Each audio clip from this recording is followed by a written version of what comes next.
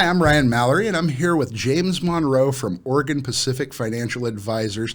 I wanted James to come on the podcast and talk a little bit about financial planning, saving, wealth building, and those kind of things because they mean so much to freedom. James, could you tell us a little bit about yourself? Yeah, sure. Thanks, Ryan. Thanks for having me on. I appreciate it. Originally from Southern California, not of Southern California, but from Southern California. We had a baby in 2016 and decided to move up here. My wife's from Southern Oregon and wanted to be around family. Got started in the industry in 2006 and fell in love with it, with helping people and doing that. So moved on up to Southern Oregon. Yeah, beautiful thing. That's what we wanted. We wanted to raise kids here. It's a great place to raise kids. And, I've been exposed to a lot of what you do through my own family and through a business group that we're part of. And I've always been endeared to how you care for people. Sometimes people pass away and they need help with what's going on. And you've always been one to step up with those things. That's not the specific thing you do, but you definitely care about your clients and been pretty appreciative of what I got to see with that. Yeah, thank you for that. What kind of things do financial planners do? I don't think everybody knows. I didn't know as much as I do now before I met you. Yeah. I mean, financial planning is one of those terms that sort of has a stigma behind it, that I don't have enough money to speak to a financial planner or advisor. I'm not ready yet. I need to get ready to get there. And really, it's kind of like going to the doctor, right? I mean, you have to go get a diagnostic before you can figure out what you need. Yeah. And we help with everything from budgeting to debt management, helping people learn how to get out of debt and save money, to big estate planning and very complicated cases and things like that. But our goal and my goal, and the reason I really got into the industry, is really to help people and to not let people be left behind. Growing up, my family made great money. We had all the toys, we had all the stuff, and I found out that when I got a little bit older that they weren't in the best financial position savings-wise and things like that. So my family got left behind, and we were sort of upper middle class in Southern California. So my goal was to be able to learn enough about it and then be able to teach others how to not be left behind and learn how to save money and not be in debt and live within your means and sort of do all that stuff. And 15 years later, here we are. These are, for a lot of folks like me, hard concepts to understand, and you've done a lot to help me understand those concepts better. I think one of the things, like you're saying, that keep people from visiting with a financial advisor is just embarrassment about what they haven't done yet.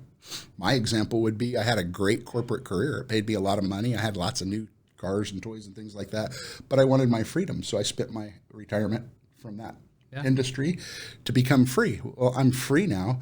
Now, how do I build that back as a sole proprietor? Or I know you help a lot of people that are getting close to retirement invest that wisely. If they've put into a 401k and those kind of things, there are better options to grow that money and provide an income from it. What would you say to people that are afraid of financial advisors? Yeah, I hear that a lot. I'm embarrassed. I sit down with some people that have some pretty good careers, and a lot of what they are is they're embarrassed of where they're at because they haven't done enough to save. They know they should do better, but they haven't done better. In my past life, I call it, my previous career as a personal trainer, and it's sort of the same thing, right? People know that they have to do certain things, eat a certain way, work out, exercise, do all that stuff, and they don't. So they want to get ready to come see a personal trainer. So they want to get ready. They want to get in better financial shape before they come see us. So the initial thing is really just scheduling an appointment and sitting down and going through the process of what your goals are, where you want to be, what you want to accomplish. And we have a very personal conversation about, where everybody is and how to move forward from there. And it's based off of their goals, not based off of what I want to do. It's based off of you're here, you want to get here. What's the easiest path? And what are the different paths and the pros and cons and all the stuff that you have to do to sort of get to where you want to be? A little bit different for everybody. Yeah. Some people need to start contributing in some way to their future and their retirement, and other people have things and they're not actively managing them, so they don't do as much as they could for them. Yep. Makes a big difference to talk to somebody that you can trust, that's for sure.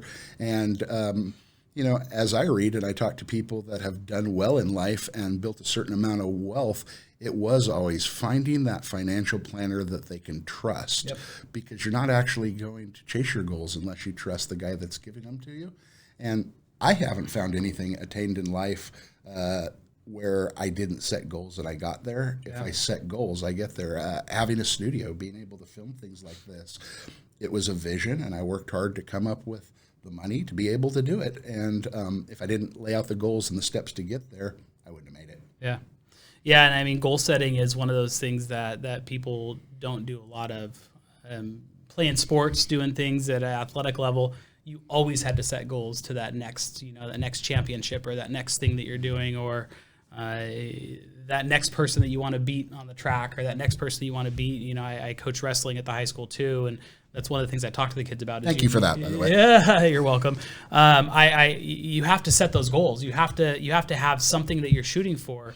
If you're aiming at no target, you're not going to hit anything, right? You're going to hit plein air. So always having those goals, and they don't always have to be these lavish physical goals that you're trying to buy a car, you're trying to do this. It's maybe having enough in savings. It's maybe, like you said, being free. It's maybe living a lifestyle that that you could do and pick up, and you can go do whatever you want. It's if family has an emergency, it's being able to go take a week off to be able to go take care of the family. It's having, somebody needs some money to help get them by for a month because they lost their job. It's being that person to be able to help them do that. So whatever the goal is, and whenever that retirement goal is, or whatever that savings goal is, or whatever the case is, it's what's that goal and how do we get you there? And then what are the things that you have to do to get there? I always go back to my personal training experience. It's everybody hates the treadmill, but if you want to lose weight, you got to get on the treadmill. I'm a big dude, and I owned a treadmill. And once I found that I was hanging coats on it, I realized it wasn't appropriate for my living room, and I should probably set some goals. Yeah, usually. So it's just things like that, and it's again just genuinely wanting to help people get in a better place. Yeah, that part is absolutely wonderful. OPFA, I know it as Oregon Pacific Financial Advisors. It's been around for a long time, and I personally think, I was willing to know you better because you became a part of Oregon. We already knew each other. Yeah. You were working for a different place, and that's like the holy grail. When OPFA wants you to come work for them, it's a very respected financial planning unit here in the Valley. Yeah. Tell me a little bit about OPFA. Yeah, we have currently 4 advisors in the office and 6 or 7 staff members that help us with the back office paperwork, which makes my life a lot easier for sure. And yeah, I mean, I was with Transamerica Financial Advisors for 12 years before I joined Oregon Pacific Financial Advisors. And I mean, just when I moved up here, the support from big corporate just wasn't there for me. And Royal Stanley, the CEO of OPFA, offered me a position there and as an independent advisor. And we sat down, had a conversation, and it was a hard decision. I'd been in the same company, the same industry for 12 years, and all of a sudden we're going to jump ship and leave and do that. By the way, my wife at the time was pregnant, and we were trying to figure out our living situation. And I mean, there was just all kinds of stuff that, were signs that maybe we should stay where we're at and keep pushing along. And I mean, honestly, it was the best decision we ever made. Yeah, it's a scary leap. I leaped out of a 20-year corporate career, managing a lot of people and a lot of brick and mortar businesses to stay home and make my kids breakfast and lunch while they were still, they're all grown now. And that's a scary prospect, and it's worked out pretty well for you. Yeah, it has. I mean, we've been able to plant our flag here and bought a house last year, and got our son starts preschool in 2 weeks. Yeah. So that's super exciting. But just like you said, I mean, we want to be able to be the ones to take them to school and pick them up from school and go on the field trips and do all that stuff. That was always our goal. Yeah. Financial planning people often associate with retirement, and that's one of the biggest uses of it. Sometimes people are younger or in such a stage of life that they're looking for something different. They may not be looking for retirement help, but they're looking for somebody to help them get there, to develop enough income from their work right now that they can start a business, or enough savings or investments that they can start a business. What are the varying reasons that people see a financial planner? I mean, I think you named them all. When I found myself in the industry, I was actually talking to a lady about becoming a client at the gym. And she was a financial advisor, and she said, "Hey, I really like you. I like your personality. I want to sit down and do a plan for you." So she did, and I found out that I had $30,000 in credit card debt. I had a pickup truck, a Porsche that I didn't really need, 2 street bikes, a dirt bike, a condo, 0 savings. I was making a lot of money as a personal trainer. I was good at it and good at what I did. And stop a second. I guess do not disturb is better for that. Mute everything. I don't know if the alarm would go off or not. There we go. Start it from the question. Okay. So what kind of things do people come to see a financial advisor for that are different than just retirement? Yeah, I think that you kind of said it all. When I first got started in the industry, I was 25 years old. I met a lady. I was trying to have her become a client at the gym, with me. She was probably early 50s at the time. And, she started talking about saving money and about doing that. And I had a client in the gym that was older. It was an older, wealthy gentleman. He was telling me, you need to save money. You need to invest. You need to do this stuff. And I kept asking him, well, where do I go? And he'd go, I don't know. I said, well, let me talk to your guy. He goes, well, I'm sorry. My guy has sort of a minimum of $500,000 you have to invest. So unless you have that, you can't. Are there any minimums at OPFA? No. I'm talking to James Monroe? No, there isn't any minimums at OPFA. The minimum is you have to have a desire to move forward. Yeah. Right? I don't want to have conversations for the point of having a conversation. I want to have a conversation to get you in a better place. Yeah. Commitment's important if you're going to get there. Yep. So when she sat down with me, I realized as we went through the numbers, because most people don't write out their numbers and see what they're in debt and see what they don't have saved and see what they're making. Of them, man. They're afraid of it, right? So I mean, we sat down and went through my numbers, and I had $30,000 in credit card debt at the time, and a pickup truck, Porsche, 2 street bikes, dirt bike, condo, spending all my money out, eating out and playing and having fun. I was making, decent money as a personal trainer, and just really opened my eyes, opened my eyes to, I really need to get this under control. And she helped me walk through that initial process. And I think that's what a financial planner does, is they help you get started. You don't have to be at the point of retirement, like you said. You don't have to have some big lofty goal. You don't have to want to start a business. You don't. It's where are you at? Where do you want to go? And then how can I help coach you to get there? I think that's a better word for it, is really a coach. Is there hope for somebody that's, say, 60 years old and never started? Sure. There's hope. I mean, and my job is to go through the reality, right? Is to look at every aspect of it. Is to look at, your home. Do you own your home? Is there equity in your home? How can we start working through that? What's Social Security going to look like at 62, at 66 and 8 months, at 70? Is there any retirement money? Is there any inheritance potentially that you're getting? I mean, so there's all just kind of different aspects, and then being real about it and not going, hey, we can get you to, $20,000 a month of income. No, here's where you're going to be. Here's where it is, unless you start doing certain things. Let's get you out of debt. Let's get your house paid down if that's the case. Let's start working towards those things. Yeah, and being an ostrich and putting your head in the sand, that didn't do it. No. Yeah. No. Yeah, for sure. I've always thought that schools should have a component of financial planning, or at least financial success built in, and that isn't really the case. I'm sure a lot of private schools do. When is James Monroe going to start talking to his kids about financial planning? We've already started. How old are they? 4 and 2. So my kids, and they don't quite understand it yet, but our oldest, James, and he's not a junior, has a different middle name, but James, he gets paid an allowance per job that he does. And part of that is taken and put into his savings, and we call it taxes. Yeah. We put it away in savings for him, and then he could use the money to buy things. I mean, we help, it helps buy school clothes and toys and things like that we don't have to think about. Jacob's 2. He'll be 2 in a week. He doesn't quite yet understand it, but he will. But I think the earlier the better. And there are programs out there. There's programs that go into the schools. There's a program called Junior Achievement that I volunteered at a few times that's local in the Valley that does a lot of financial stuff for the kids to help them understand. One of the good things that my parents did is when I was about 14 years old, they had me start paying their bills for a couple months and balancing their checkbook. So I at least understood how to do that. Yeah. Right. But they didn't teach me how to save money. They didn't teach me how to put money away. One of the things I tell people all the time, your money needs 3 things. It needs time and interest rate and money put in. You have to have at least 2 of the 3. So we see in society right now all of these people, and I could talk about a few different angles that I see in the news and in articles about people getting rich quick. And it does happen, but that should never be an expectation. What the heck? I have it on Do Not Disturb now. Is your alarm on? I'll do it this way and ask that question again. Yeah, just start that from the beginning. This is the travesty of when I have Addison sitting in that seat. I shut my phone off and don't worry about it. Gotcha. I can turn it off and on from here, but I don't really need to. Yeah. If the camera shuts off, then I need to. Gotcha.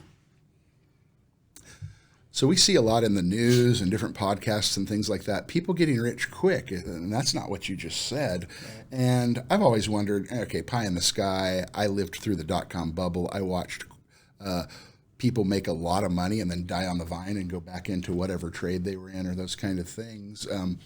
When people are looking to invest in that one stock that's going to hit a home run, are you the guy to see? No, definitely not. Yeah, that's not what you're doing. You're trying to build a permanent plan, right? Yeah, I mean, I've always lived by the adage that you're an overnight success. It only took 10 years to get there. Yeah. Right, to where the work behind the scenes nobody saw. I mean, financial planning in the industry that I'm in is a journey, and I always equate it to, for that first 5 years, you're sort of in college. You're learning the industry. You're learning the products. You're learning what the economy really does. Because, like you said, you're not taught that in school. Right. And then the next 5 years, you're sort of building upon that. So I always say that your first 5 years is like college in the industry. Your next 5 years is like your residency. And then from there forward, it's you know how to do it. You know how to get to where you want to go. So it really takes 5 to 10 years to really get your legs underneath you in this industry. And there really isn't a get rich quick thing that you could do. And like you said, people do it, but there's always that. You look at somebody like Elon Musk. You could say Elon Musk got rich quick, but nobody saw the 20 years before that he was grinding. People can say that the guy that founded Amazon got rich quick, but nobody saw. He put in the work. He put in the work, right? So I remember Amazon when it was nothing and nobody bought anything from it. Yeah, you could say that all these people got rich quick. But really, they didn't see the work behind the scenes. They didn't see the Bill Gates in the garage doing that. They didn't see the Steve Jobs doing that. They didn't see all that. So, are there things that people have done that have gotten them wealthy fast? Yes, but like you said, they die on the vine in a sense because they're not educated financially. Right. If you can't manage $10, you're not going to manage $10 million very well. Yeah, and I know OPFA having lots of clients. Has clients, and you do too, that are doctors and attorneys and people that may have a large amount of disposable income or not based on their choices. Does industry or the kind of occupation have matter as to whether you get a financial planner or not? Industry and occupation generally don't. And sort of the misnomer you talk about doctors, dentists, attorneys, people that are sort of in that spotlight of, they make great money. Most people don't realize they have $1 million in debt from student loans. Yeah. Most people don't realize that they have to, in a sense, just from their sphere of influence, have the bigger house, have the country club membership, have all that stuff. So yes, they have a lot of disposable income, but they also have a lot behind the scenes that most people don't realize. Yeah, I know insurance for doctors is one of those things. They may pay more for insurance per month than they do to have an office. Well, think about this too. I worked for, when I was in my early 20s, I worked for a roofing company. Their workman's comp was over $1 million a year that they had to pay for the workman's comp because they're a roofing company. Roof, it's going to be bad and expensive. Yeah. So there's things behind the scenes that a lot of people don't realize. I have clients that are blue collar workers that make $150,000 a year that have $1 million saved. It doesn't really matter the industry. It does matter that you're managing your money properly. Yeah, makes sense. And, there's been many times I thought in my life incorrectly, love Dutch Bros. Yeah. Love some Dutch Bros.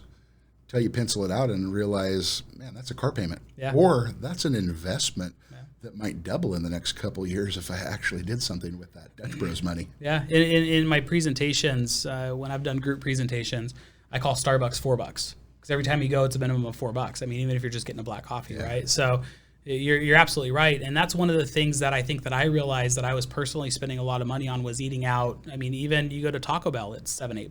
Yeah. You do that 20 days out of the month, that's a lot of money. That's something you can invest. That's something you could save, or that's something you could pay down debt. And, people say, oh, it's a sacrifice. No, it's just a lifestyle change. Yeah. You don't have to give it up. I talk about budgeting kind of like I do dieting, right? Dieting, I always said, tell yourself what you're going to eat, pre-plan your meals, do that stuff.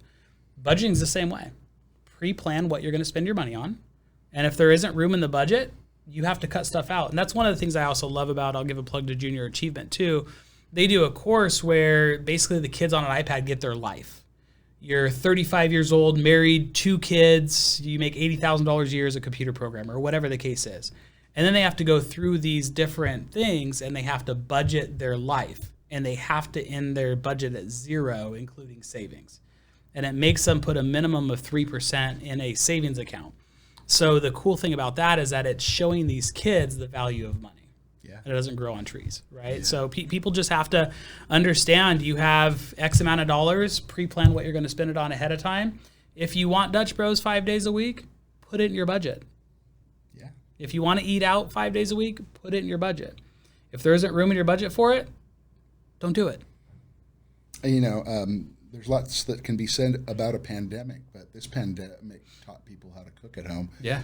It's sometimes more convenient during those things going on than it is to eat out. And who wants to eat in their car after they went and got it if they're going someplace else? It's become a lot easier to cook at home. And I was a little bit shocked at how much we spend on eating out. It's kind of something for me and my wife to go do when we don't have much time where we are getting out of the house. But when I look closely at it, those meals at home cost a third or a quarter of what it does to eat out. And I care deeply about people that serve me, so I like to tip. Yep. By the time you add a tip to it, man, a couple people can spend $50 to $100, no problem. And what would that $100 throw off had I invested it? Yeah, long term, and yeah. Any advice you have for people making an appointment to come see you or somebody down at OPFA? Yeah, you could visit our website, opfa.com, and we have a About Us, and you could actually schedule an appointment online. It has all of our calendars on there. Like I said, for myself, it's there's no minimum, right? I don't have sort of a threshold. Again, it's just a desire to move forward and have a real conversation and understand that, it's going to be a real conversation. I know OPFA does some over Zoom right now, but some different workshops and things like that educate people for free, and anybody can go to them. Yeah. And when meeting in person is okay, then you guys used to do those in your big conference room and whatnot, and people can get a little personal attention and an introduction to what they need to do. Yeah, so we try to do those once a month. I believe the next one is on September 19th, which would be a Thursday evening. We're doing currently at 5:30, lasts about an hour. Yeah. You get a workbook and a financial plan out of it and all of that. So it's definitely something that's worth taking a look at and going through. Yeah, definitely get that to me. I'd like to get it out to folks so that they can have the opportunity to do that. Would you be willing to come back on the show and maybe talk to us a little bit about specific financial planning pieces? We're talking kind of generally right now that it's important. And folks, it's important to your freedom when you retire, your freedom right now if you want to do something different than working for corporate America, or even if you want to work for corporate America or whatever job you have right now. It's super important. If you want to help your kids when they want to do something, if you want to have time off to help your mom or dad when they're elderly and they have some health problems, if you want freedom to buy that boat and not pay twice for it, that's who you need to see, a financial planner. I appreciate you guys listening in. James, anything you'd like to close up with? I just, like you said, I'm a guy in the Valley that happens to do a career that I get out there to help people and help the community. And, my wife and I, and my wife is super supportive of everything that we do. And, that's why we moved up here, was to be a part of the community. And we appreciate everything that you do and, helping us out and, with the scanner page and all that stuff too. I appreciate that. And you help, one of my loved ones for sure, and other people that I know that are working or own businesses and things like that. And never heard a bad thing. You're a very caring man, and I appreciate that. Yeah, thank you. James Monroe is a registered representative offering securities through United Planners Financial Services, a registered broker-dealer and member of FINRA, SIPC. Advisory services offered through Oregon Pacific Advisors Incorporated, a registered investment advisor. Oregon Pacific Financial Advisors and United Planners are separate companies. Tax/legal, neither United Planners nor opt for renders legal or tax advice. Please seek such advice from your own tax and legal counsel. Hypothetical, all examples, figures and charts are hypothetical and for illustrative purposes only. The hypothetical data and statistics shown are not guaranteed and should not be viewed as indicative of the past or future performance or any particular investment. Source dates/commentary disclosure. The views expressed are those of the author as of the date noted, 2019 publication, are subject to change based on market and other various conditions, are not a solicitation to purchase or sell any security and may not reflect the views of United Planners Financial Services. Keep in mind that current and historical facts may not be indicative of future results. Thanks for tuning in to the Scanner Group Crowdsourced Crime and Safety Podcast with Ryan Mallory and Jared Banry from ThiefHunter Labs. Make sure to subscribe today for notifications about the next show. Visit us at www.thiefhunterlabs.com or on Facebook as Thief Hunter Labs.